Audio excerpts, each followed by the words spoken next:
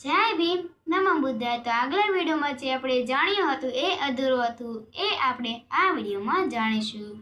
રમાબાઈ પર ઈશ્વરીય પ્રભાવ વધારે ન હતો, પણ આસપાસ રહેલી મહિલાઓના દરરોજ કાને પડતા અવાજથી એક વખત રમાબાઈના મનમાં અંધશ્રદ્ધાના બીજ રોપાયા।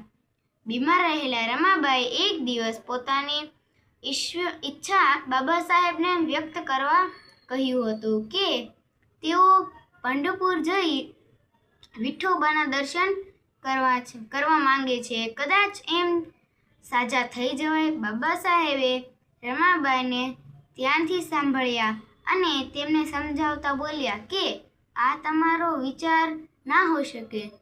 તું અંધવિશ્વાસુ મહિલાઓની વાતો તો સાંભળ્યા કરે છે, પણ આપણને પંઢરપુર જવા કોણ દેશે?